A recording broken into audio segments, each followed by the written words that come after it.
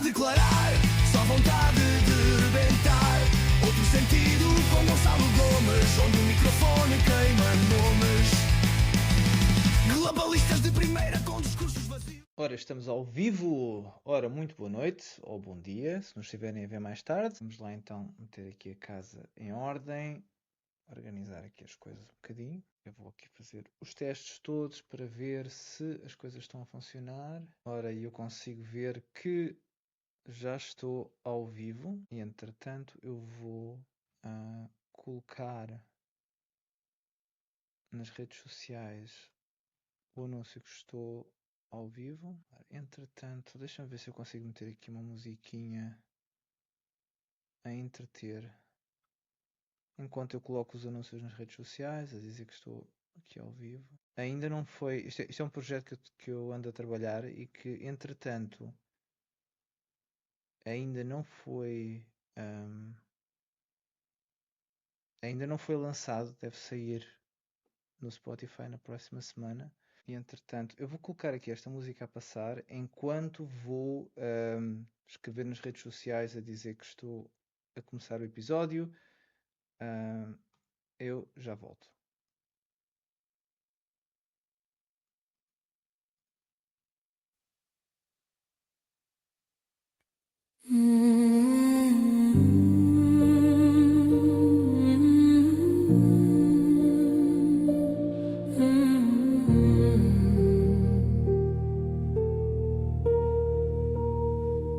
You move like scripture torn in half, a sacred wound, a photograph.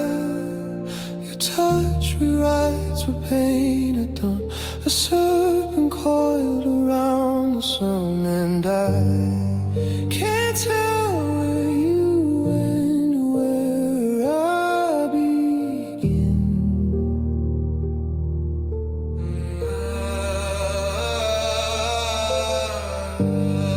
Still bleed just to feel you in my skin. Your sobbing grace inside my veins. You pull me close, I breathe again.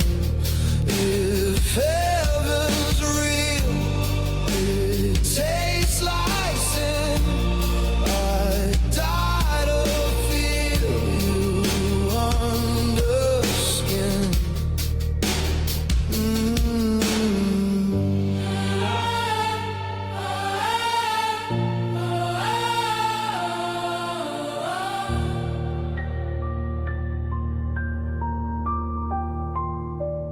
You speak in colors I can't name. The sweetest herb, the holy flame. I curse your light, I beg your hand. I'm just a shadow where you stand. And I can't tell where you went or where I begin.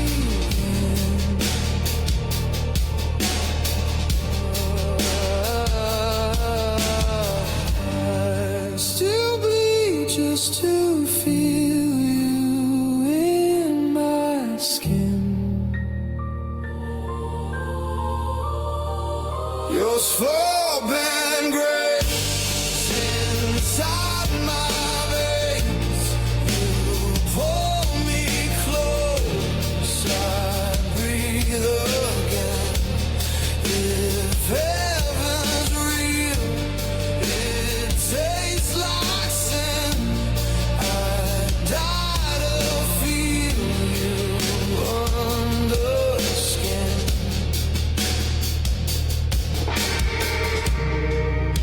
Every lie you gave was gold. Every touch of death foretold.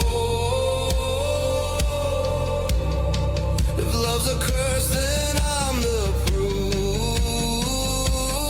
I'll hang from the cross of you.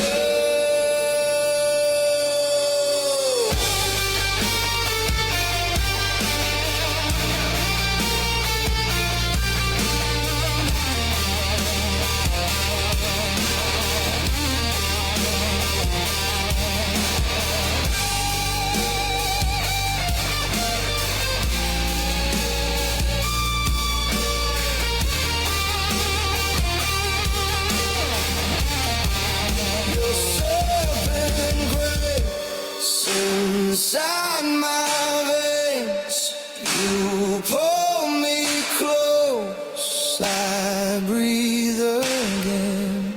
If heaven's real, it tastes like sin. I die to feel you under skin.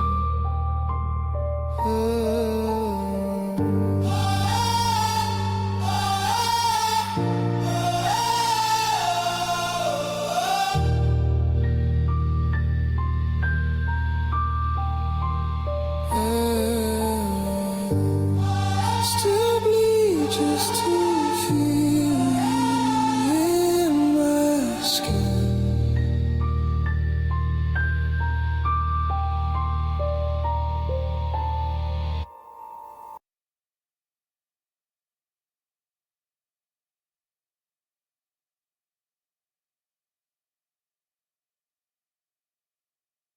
Eu peço desculpa por esta interrupção musical,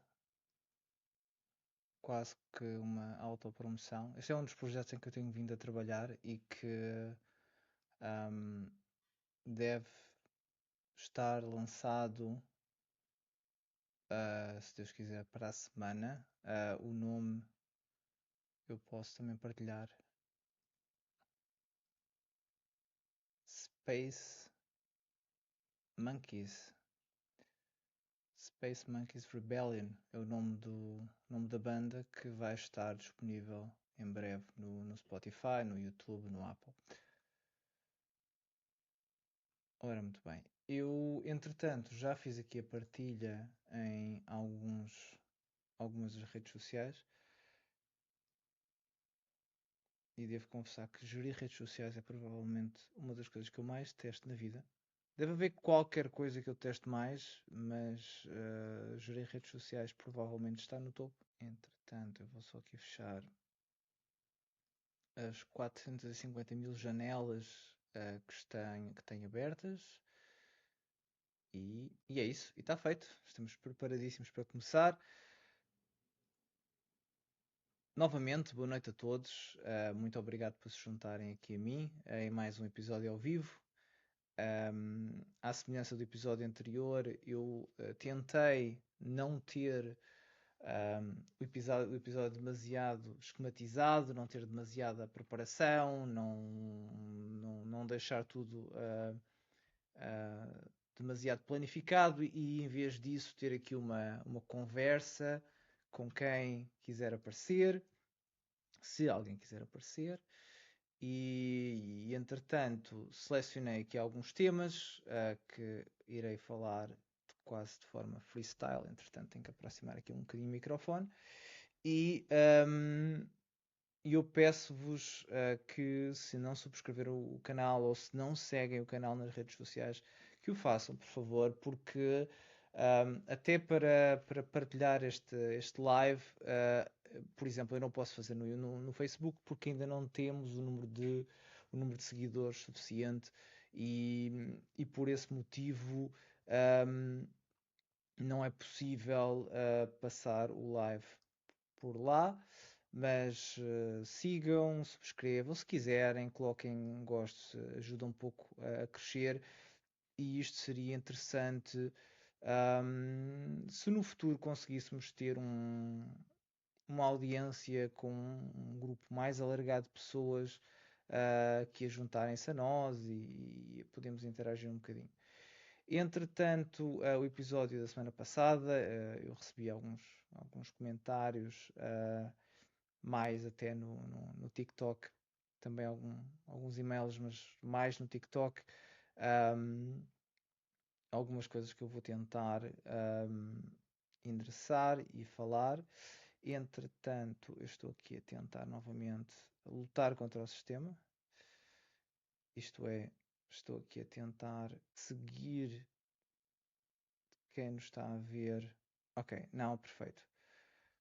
Só para garantir que, se alguém comentar, que eu tenho pelo menos a capacidade de ver isso em direto. Ok, agora está tudo perfeito.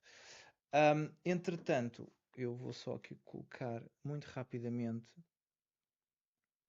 o live também no TikTok. Claro que estas coisas são supostamente mais fáceis do que acabam depois por resultar. Olá a todos, agora vamos começar aqui o nosso live, o primeiro live no TikTok, o segundo live no YouTube. Eu tenho algumas limitações no TikTok em termos de opções, então eu peço que, se estiverem a ver no TikTok, juntem-se a nós no YouTube. Podem pesquisar por Outro Sentido com Gonçalo Gomes e provavelmente vão encontrar o único canal com esse nome. O meu nome é Gonçalo, estou aqui a falar-vos do dia 11, um dia antes das eleições autárquicas, que são eleições que são importantes, são bastante importantes e que naturalmente pessoas como eu que acreditam em governos pequenos, mas em concentração regional, e que acreditam que é importante termos uma fábrica social baseada em regiões e decisões próximas e de proximidade, que são eleições que são muito importantes, conceptualmente, pelo menos, são importantes para quem acredita em poder mais descentralizado, na representação regional, na ideia de que é mais fácil ter pessoas que conhecem a nossa área, conhecem a nossa região, a gerir o nosso dia a dia, do que pessoas que não conhecem a nossa área, que não estão familiarizadas com os nossos problemas. Mas isto é tudo uma teoria. Entretanto, eu tenho que ir ali porque eu tenho aqui a gata a fazer uma revolução que quer sair do quarto. Isto é o que acontece sistematicamente. Se eu deixar a gata fora do escritório, ela quer entrar, e se eu deixar dentro, ela quer sair. Mas como eu estava a dizer, estas eleições são particularmente importantes porque, mais uma vez, em teoria, devolvem o poder às pessoas, de terem essa capacidade de escolher quem são os seus representantes que estão mais próximos de si. Mas isto é a teoria, porque depois na prática muitos dos candidatos não têm qualquer relação com os locais que estão a concorrer. Alguns dos candidatos são deputados na Assembleia da República, outros são eurodeputados. Há uma acumulação de cargos que às vezes é compatível, porque obviamente alguém que se propõe a ser deputado municipal de uma Assembleia de uma freguesia pequena não pode viver só daquilo, não é? Uma pessoa tem que ter um trabalho. Mas quando temos deputados na Assembleia da República que se estão simultaneamente a propor a ser deputados municipais, nós sabemos que eles não estão a fazer. O que eles estão a fazer estão a ocupar, estão a usar o seu mediatismo, estão a usar a sua importância para depois para capitalizar votos, e com isso ganharem mais votos para o seu partido. Mas tratar o poder local como um biscate não é a melhor forma de aplicar aquilo que eu falava no início, do poder que está próximo das pessoas. Eu vi recentemente das notícias, e obviamente que eu vi nas notícias em relação ao Chega e em relação ao André Ventura, que são os mais escrutinados, embora isso não se aplique só ao Chega, nem de perto nem de longe. Mas, por exemplo, o André Ventura, que foi eleito para a Assembleia Municipal de Moura, faltou a 30 sessões, não é? Portanto, durante o seu mandato, ele faltou a 30 sessões, parece que justificou 6, o resto ainda está por justificar. Mas independentemente de justificar ou não, a realidade é que ele propôs-se a representar as pessoas de Moura e, entretanto, porque está ocupado, porque ele tem outras coisas para fazer, acabou por não ir para lá. E em que é que isso beneficiou? Em que é que a eleição do deputado municipal André Ventura beneficiou as pessoas de Moura? Obviamente que não beneficiou, e é isto que me chateia um bocado nestas eleições autárquicas, é que, em vez de se dar oportunidade para as pessoas da região, do local, poderem representar os seus vizinhos, as pessoas do seu município, o que se faz é os deputados da Assembleia da República, alguns até eurodeputados, andam de freguesia em freguesia, pronto, a tentar capitalizar a sua popularidade e eu entendo que isso é importante para os partidos, eu entendo que isso é vantajoso para os partidos, mas não é vantajoso para as pessoas. E nesse sentido, eu acho que estas eleições são sempre uma oportunidade perdida, infelizmente. Infelizmente são uma oportunidade perdida, mas são. E, e votem de qualquer. Isto apesar deste cenário de descrença, eu não vivo em Portugal, como alguns de vocês sabem, já há algum tempo. Mas se vivesse, creio que votaria nestas eleições e não perderia a oportunidade de pelo menos tentar escolher quem são as pessoas que me representam melhor na minha freguesia, mas faria questão também de excluir alguns destes paraquedistas, destas pessoas que só concorrem aos municípios para fama ou para ganhar votos ou para ganhar mais importância. E eu sou de Lisboa, portanto eu votaria na eleição de ou Carlos Moedas ou da Mariana Leitão. É Mariana? Eu acho que é Mariana. Deixa-me ver aqui, para não estar aqui a falar mal da senhora. Mariana Meila. Claro que não é Mariana Leitão. Mariana Leitão é a líder da Iniciativa Liberal, candidata Lisboa.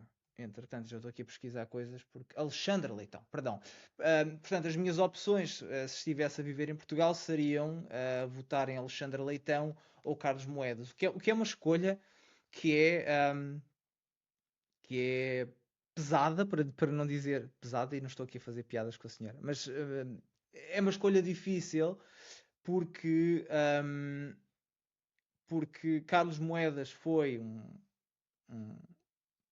presidente da Câmara que eu tive bastante, que eu inicialmente tinha bastante expectativa. Foi alguém que eu tinha alguma esperança, mas que rapidamente fez questão de me desiludir e de, infelizmente, não. É verdade que ele também não tinha controle na Câmara, na Assembleia, e obviamente que não tendo maioria absoluta está bastante limitado, mas eu tinha outro tipo de expectativas em relação a Carlos Moedas que infelizmente foram defraudadas.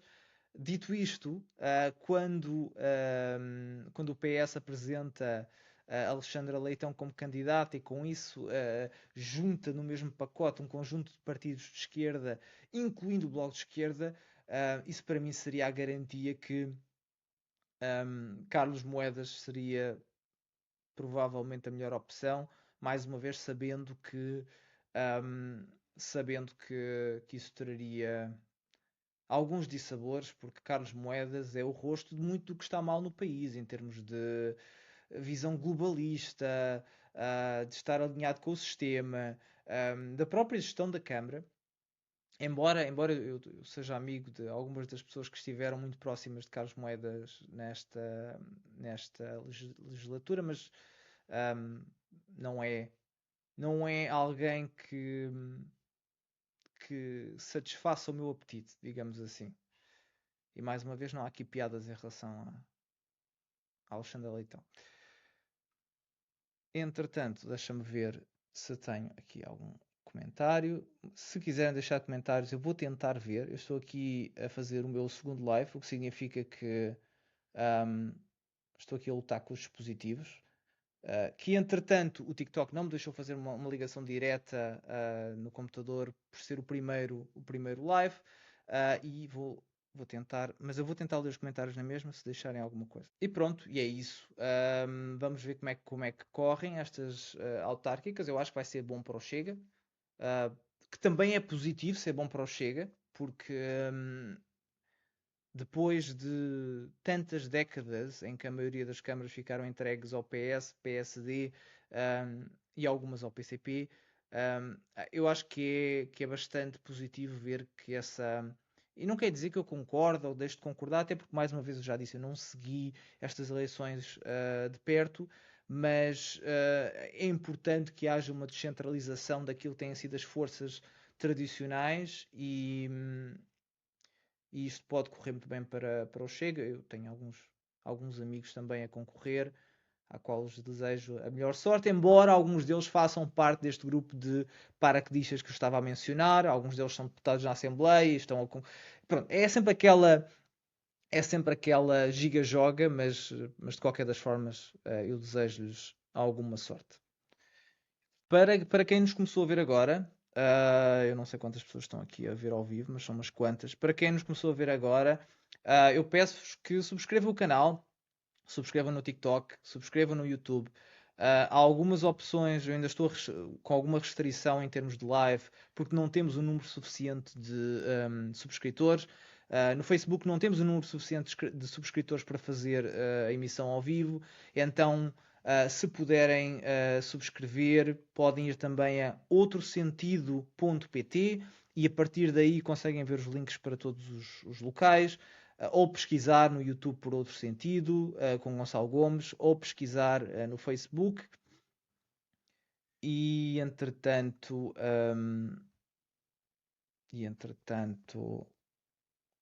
é isso. Infelizmente sobre as autárquicas eu não tenho muito para dizer. Para além de que eu espero que as coisas melhorem. Não sei se é possível, mas espero que sim. Entretanto, na semana passada eu falei de Mariana Mortágua, o nosso Nelson Mandela do Príncipe Real. Mariana Mortágua, que no fundo é o herói que nós merecemos. Eu acho que Portugal, para todos os méritos e deméritos, tem muitas coisas boas, tem outras coisas menos boas, e Mariana Mortágua é o herói que nós merecemos, porque se calhar também não merecemos mais. Eu gravei na semana passada, no dia em que ela estava a regressar, ela já estava a regressar na altura de Israel, e entretanto, obviamente, chegou ao aeroporto, foi recebida por toda aquela tropa do Príncipe Real, aqueles heróis, aquela malta que olha para Mariana Mortágua e Sofia Aparício como se fossem os heróis, não é? E eu até disse na semana passada que se me quiserem castigar da mesma maneira e me quiserem pagar uma viagem, no Mediterrâneo, com paragens pelas ilhas gregas para ir fazer sinalização de virtude, eu estou disponível. E mais, porque a Mariana Mortágua manteve o salário de deputada durante a maior parte da viagem, até que foi chamada a atenção e depois aí suspendeu o mandato, mas só suspendeu o mandato semanas depois de já se estar a baldar às sessões. E portanto, se alguém me quiser pagar o salário e pagar uma viagem no Mediterrâneo, eu faço o papel de herói. Não sei se... Acho que não vou representar pior do que Mariana Mortágua, se calhar também não vou representar melhor, mas pelo menos hei de estar num caminho semelhante de mediocridade. E ela regressou e ficou muito chateada. Porquê? Porque não queria pagar a viagem de regresso. Israel não é como Portugal. Para o bem e para o mal, existem diferenças entre Israel e Portugal. E Israel, obviamente, que não deixou que aqueles folgados fizessem as viagens de avião sem pagar, não é? Há certos estereótipos sobre as pessoas daquele país e ninguém ia viajar ali sem pagar. Portanto, Mariana Mortágua, quando regressou, foi-lhe pedido que pagasse a sua viagenzinha de avião e ela ficou muito chocada. Ela ficou, como é que é possível? Estão a pedir-me que pague a minha viagem de avião. E é engraçado, não é? Uma coisa que eu acho muita piada é o quanto desconectadas estas pessoas de extrema esquerda são no mundo real. Porque imaginem, ela foi, por vontade própria, fazer uma viagem que talvez na crença dela fosse uma viagem humanitária. Eu acho que ela sabia desde o início que não tinha a mais pequena hipótese de ajudar uma única pessoa de Gaza e que aquilo foi só uma viagem de promoção pessoal, mas vamos assumir que ela até acreditava que aquilo era de facto possível. qual é que era a ideia, não é? Chegas lá, entregas as coisas, és mandada de volta e pagam a tua viagem. Obviamente que não iam pagar a viagem dela, ela recebeu a faturazinha para pagar e quando recebeu ficou muito chateada. Ficou muito chateada. E eu entendo porquê. Porque Mariana Mortágua, e eu fiz questão de fazer aqui uma pequena pesquisa antes do episódio começar. Mariana Mortágua nunca recebeu um salário que não fosse diretamente pago pelo Estado. Ela tem quase 40 anos, 39, creio. Tem 14 anos de carreira contributiva, portanto, trabalha há 14 anos. Pelo menos é o que está registado nas biografias. Não sei se tem mais qualquer coisa, mas pelo menos é isso que está registado de forma oficial. Ela começou por ser primeiro emprego professor auxiliar aos 26 anos, que é uma coisa também engraçada, quando o teu primeiro emprego é aos 26 anos, e é deputada há 12. Ou seja, a quase totalidade da carreira profissional de Mariana Mortágua é enquanto deputada. Ela nunca teve um trabalho numa empresa privada e eu respeito toda a gente que trabalha, obviamente, mas trabalhar para o Estado e para o privado são duas coisas diferentes, com níveis de pressão e com exigências que são diferentes. Um, a esquerda tradicional, aquela esquerda que nós crescemos e que nos habituámos a respeitar, mesmo que não concordássemos, com muitas das ideias deles, era uma esquerda que nós respeitávamos porque estava ao lado dos trabalhadores, estava ao lado das pessoas que trabalhavam nas fábricas, estava ao lado dos agricultores, no fundo estava ao lado da malta que tem aqueles trabalhos mais difíceis e que os representava, que os ouvia também por estar próximo deles. Mais uma vez, podíamos discordar das ideias económicas, podíamos ter várias discordâncias em relação a essas pessoas, mas pelo menos havia um respeito de saber que essas pessoas estavam próximas das pessoas com menos apoio por parte da sociedade. Esta esquerda é completamente diferente. Esta esquerda é composta por pessoas que tiveram o primeiro emprego perto dos 30 anos, ou 26, como foi o caso de Mariana Mortágua. Pessoas que sempre trabalharam para o Estado e que não entendem conceitos tão básicos como tu tens que pagar pelas tuas coisas. Não é? Onde é que já se viu Mariana Mortágua ter que pagar pelas suas próprias viagens? Né? Qualquer dia tem que pagar as refeições. E isto é... ela não acredita... para ela não é uma pessoa como nós. Como vocês que nos estão a ver, ou como eu. Nunca lhes passaria pela cabeça fazer uma viagem humanitária ou não e ter que regressar e alguém pagar pela nossa viagem de regresso. Isto nunca passaria pela cabeça de nenhum de nós. Mas na cabeça de Mariana Mortágua, pagar pela viagem dela não só é uma coisa que é óbvia, é quase fazer... É fazer-lhe um favor. Não é dar-lhe algo, mas é fazer um... o privilégio que nós temos de dar coisas a Mariana Mortágua. E pronto, ela ficou muito ofendida por ter que pagar a sua viagem de Israel. Mas pronto, teve que ser. E pronto, e teceu várias críticas, obviamente, a Israel, mas também ao governo português, que foi uma coisa também muito engraçada de se ver. Tem-se apontado muitos dedos ao Ministro dos Negócios Estrangeiros. Há até quem peça a sua demissão.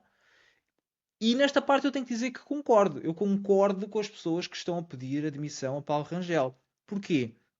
Porque Paulo Rangel e o governo, obviamente que ele não fez isto sozinho, pensaram que podiam comprar a simpatia da extrema-esquerda com o reconhecimento da Palestina. Não é? Paulo Rangel apareceu no Parlamento a fazer pouco e circunstância, a dizer que Portugal iria reconhecer a existência da Palestina. E por mais...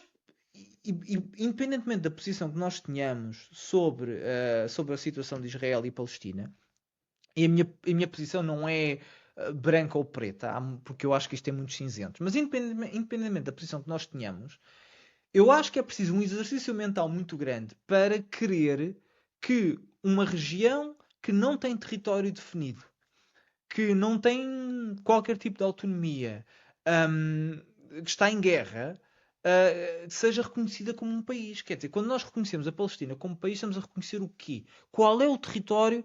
Quando Paulo Rangel disse Portugal reconhece a Palestina enquanto país, o que é que ele está a reconhecer? Qual é o território da Palestina?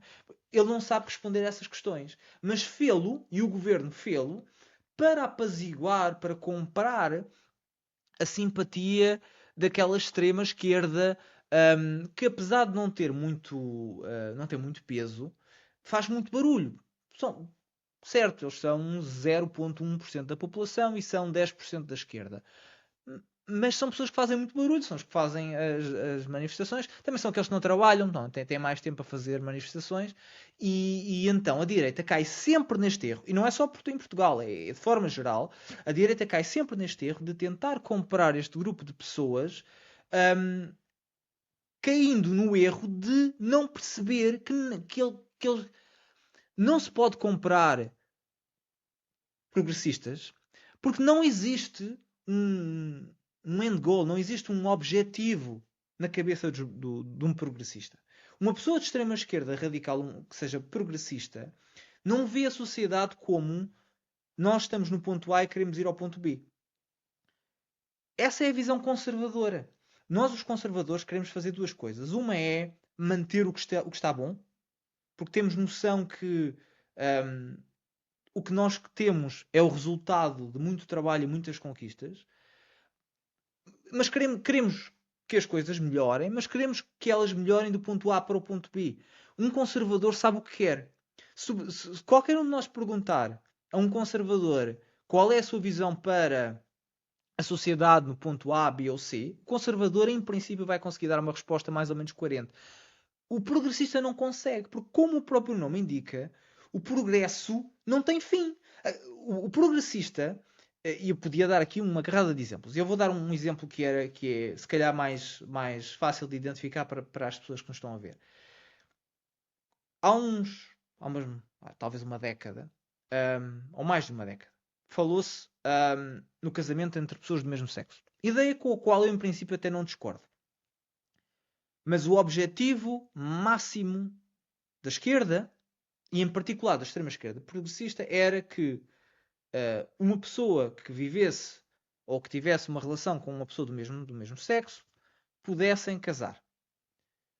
E isto foi vendido como se fosse o objetivo final. E como eu já mencionei, não é uma ideia com a qual eu discordo, mas na altura também acreditei nesta ideia de que, ok, nós vamos atingir este objetivo de dar às pessoas o poder de se poderem casar com quem quiserem, e com isto nós vamos atingir a igualdade máxima. O que acontece não foi bem isso. O que acontece foi, ok, casamento entre pessoas do mesmo sexo, aprovado. Depois, direito entre pessoas do mesmo sexo a adotarem. Depois, o direito a homens poderem ser mulheres e mulheres poderem ser homens. Ou seja, este exemplo serve para dizer o quê? Que não há um objetivo final. E não vai haver um objetivo final. Para a esquerda progressista, não chega a tentar, e foi este o erro do Paulo Rangel, foi acreditar que se reconhecesse a Palestina, que aquele grupo de pessoas ficaria feliz e contente da vida e que, pronto, já não vão fazer mais barulho porque já lhes demos o que eles queriam, mas a verdade é que aquelas pessoas nunca vão estar satisfeitas.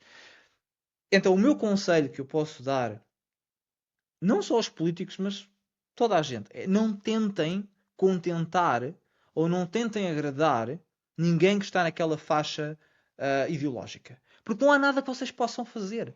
Se vocês tentarem dar vitórias a pessoas que estão na esquerda mais radical, é só uma coisa temporária que com o tempo vai simplesmente ser esquecida e eles vão mover-se para o próximo objetivo. Então pediram a Paulo Rangel e ao governo que reconhecesse a Palestina, ele reconheceu a Palestina, mas a seguir vieram, não, nós temos é que aplicar sanções a Israel e nós temos é que expulsar o embaixador de Israel. E se Paulo Rangel tivesse feito essas duas coisas, que ele não pode fazer, mas se pudesse ser feito, a seguir seria, vamos para uma guerra com Israel. Portanto, não tentem agradar progressistas porque vai sempre correr mal. Vai sempre correr mal. O último tema que eu queria falar era na vitória do populista, chamado populista, Babis, na República Checa. Para quem não sabe, a República Checa foi a eleições e os checos deram uma resposta inequívoca de que estão cansados e não querem mais governos de esquerda. Então deram a vitória a Babis, eu não sei se estou a pronunciar o nome correto.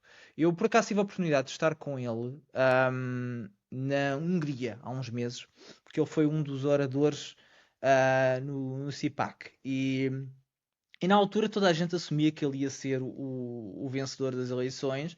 Eu gostei do discurso dele, foi um discurso anti-woke, anti-globalista. Eu não o conheço o suficiente para fazer para fazer juízos de valor, até porque ele tem algumas histórias. Ele tem algumas coisas no passado que se calhar não são as mais adequadas, mas mais uma vez, eu não vou fazer juízos de valor porque eu não o conheço. Agora o que eu conheço e o que eu vi foi o que ele falou. E o que ele falou foi uma mensagem anti-globalista, anti-federalista, inequivocamente contra o apoio à Ucrânia. Portanto, quem me segue há uns anos sabe que eu não sou um grande apologista da Europa andar a enterrar dinheiro e sujeitar-se a uma nova guerra mundial por causa da Guerra Fria que está a acontecer na Ucrânia. Guerra Fria, perdão, da Guerra Fria que gerou a guerra que está a acontecer na Ucrânia. E Andrei Babis é completamente contra esse apoio. Ele deixou claro, e já, não só antes de ser eleito, mas após ter sido eleito, ele fez questão de mencionar que que a República Checa não vai entregar mais dinheiro para a Ucrânia, não vai enviar mais armamento e obviamente que para mim e para as pessoas que querem que a guerra pare e que têm a noção que uma guerra só pode parar quando se terminarem os incentivos para a guerra continuar, porque eu já disse isto provavelmente 1 milhão de vezes, se nós tivermos entregado dinheiro às pessoas mais corruptas da Europa com o incentivo da guerra continuar, a guerra não vai parar, obviamente. E isto não significa que eu seja aqui um apoiante ou um entusiasta do que a Rússia fez, ou que eu seja um apoiante da Rússia. O que eu acho é que a Europa não se pode envolver numa guerra que não é sua, desta forma, que tem que o fazer com outros mecanismos diplomáticos, porque nenhum de nós votou nos governos e nos partidos para nos meter numa terceira guerra mundial. E pronto, e Babis é contra isto. E pronto, é de saudar, não é? E não é... É curioso que nós temos agora, neste momento, a República Checa, a Hungria e... Perdão, que está-me aqui a faltar um nome. Deixa-me ver aqui o mapa. O mapa da Europa. Que há um outro país que me está aqui a faltar. Será a Eslováquia? Eu acho que é a Eslováquia, sim. República Checa, Eslováquia e... República Checa, Eslováquia e Hungria. 2 desses países que fazem fronteira com a Ucrânia. A República Checa não faz fronteira com a Ucrânia, mas tem bastante proximidade, tem mais proximidade do que Portugal tem, obviamente, e mais proximidade até do que a Alemanha tem. E estes 3 países estão a virar as costas ao apoio à Ucrânia. Não é uma coincidência, é porque as populações destes países veem de perto algumas das coisas que estão a acontecer, alguns dos problemas que estão a acontecer, e estão a eleger pessoas que querem terminar a guerra. A razão pela qual eu quis trazer este tema não é tanto porque está a acontecer na Europa. Talvez um dia traga este tema com um pouco mais de profundidade, mas porque eu vi de imediato os eurodeputados do Chega, não os eurodeputados, os políticos do Chega, inclusive os eurodeputados, a celebrarem a vitória de Babis como se uma pessoa do grupo deles tivesse ganho as eleições. E é preciso que nós digamos uma coisa, e eu sei que isto não vai deixar as pessoas muito felizes da vida, mas tem que ser dito. O Chega não é um partido anti-globalismo. Eu sei que as pessoas querem acreditar nisso e eu gostava que fosse verdade. E eu genuinamente gostava que o Chega fosse aquela força anti-globalista no Parlamento Português. Eu faria campanha pelo Chega se assim fosse. Mas não é verdade. O Chega é um partido do sistema que adapta mensagens que às vezes são anti-globalistas, outras vezes não são, mas à sua conveniência, e faz cosplay, faz de conta de globalismo ou de anti-globalismo. Portanto, nós temos. O Chega tem 2 eurodeputados, um deles é o António Tanger Correia, que foi embaixador, e um deles chama-se Tiago Moreira de Sá, que foi, inclusivamente, o Chega promoveu Tiago Moreira de Sá como um dos ministros sombra. Portanto, o Chega apresentou há umas semanas um grupo de ministros sombra, alguns deles pessoas impecáveis, nomeadamente a Teresa Nogueira Pinto, uma pessoa que eu tenho muita estima, e que seria uma ministra excepcional, mas também apresentou Tiago Moreira de Sá como ministro sombra dos negócios, dos negócios estrangeiros. Tiago Moreira de Sá é o rosto do globalismo. Ele pode dizer que é anti-Ursula von der Leyen, ele pode dizer que é anti-globalismo na Europa, anti-federalismo. Não importa o que é que as pessoas escrevem nas suas redes sociais, importa o que elas fazem na teoria. E o que o Chega tem feito na Europa, obviamente eu estou a falar do Chega, o Chega causa-me particular irritação porque eu queria votar no Chega. Não vou comentar o PS, não vou comentar o PSD, que são lacaios do sistema europeu. Mas o Chega, que se propõe a ser antiglobalista, tem sido uma ferramenta, ou uma das ferramentas que Ursula von der Leyen tem usado, nomeadamente na questão das pandemias, nomeadamente na questão da guerra na Ucrânia. Tiago Moreira de Sá, se forem à sua página de Facebook, vão ver posts como ele a dizer que é o maior apoiante do apoio ucraniano.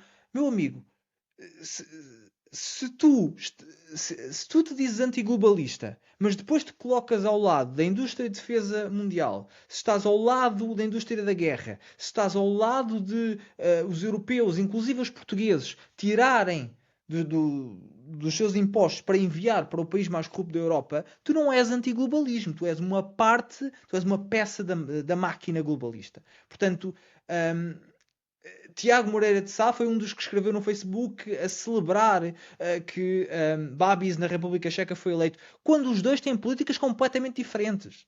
Porque Babis é um verdadeiro antiglobalista. É alguém que se quer de facto que a União Europeia tenha menos poder, enquanto pessoas como Tiago Moreira de Sá têm andado a apoiar Ursula von der Leyen na sua tentativa de colocar a Europa numa guerra. E isto é uma coisa que eu tenho muita discordância, tenho muitos amigos do Chega, eu respeito muita gente que está no Chega, mas é uma discordância enorme que eu tenho, que é, a mim não me interessa nada discutir os assuntos pequenos. Os assuntos pequenos, nós até podemos discutir imigração, não é um assunto pequeno, mas podemos discutir imigração. Mas se não discutirmos assuntos importantes como evitar uma guerra mundial, de que é que nos serve estarmos a falar na imigração? De que é que nos serve estarmos a falar na cultura woke? De que é que nos serve falarmos em homens não podem ser mulheres? Se temos um partido que está a lutar contra essas coisas e ao mesmo tempo está a promover uma guerra europeia. Meus amigos, eu prefiro que os homens possam concorrer no desporto feminino do que os homens serem mandados para uma guerra para defender Kiev. Portanto, é globalismo cosplay. E eu nem vou falar na parte em que, quando a pandemia começou, André Ventura, no Parlamento, foi o maior defensor de se fechar as fronteiras com Espanha, causa da pandemia. André Ventura foi o maior defensor das medidas antipandémicas quando a pandemia começou. Depois, quando percebeu que elas não eram populares, depois alterou um bocadinho o discurso e depois agora já é anti-vacina do Covid. Mas na altura era muito a favor. Da mesma forma que era a favor da privatização do Sistema Nacional de Saúde e quando percebeu que isso não era popular, inverteu. Mas isso é outro assunto que eu não vou falar hoje. O que eu queria dizer é que o antiglobalismo de cosplay mete-me nojo, porque mais vale... Eu respeito mais os deputados e eurodeputados do PSD que são prostitutas diplomáticas, que toda a gente sabe ao que é que eles vão para lá, do que estes indivíduos que ganham eleições a dizer que são antiglobalistas, mas depois votam nas coisas que importam, estão ao lado de Ursula von der Leyen e da indústria da guerra. E pronto, e é desta forma simpática e alegre que me despeço. Foi um enorme gosto. Temos aqui 100 e qualquer coisa likes e mais não sei quantas pessoas. Muito obrigado por nos verem. Eu peço que subscrevam o canal. Eu vou fazendo mais uns lives de vez em quando. Eu não consigo ter uma cadência pré-definida porque eu não sou progressista de extrema-esquerda. Tenho que trabalhar e tenho coisas para fazer, mas vou tentar fazer isto o mais breve possível. Subscrevam. O nosso site com as redes sociais estão em outrosentido.pt. Subscrevam no Facebook também e vejo-vos para a semana. Foi um enorme gosto. Até à próxima.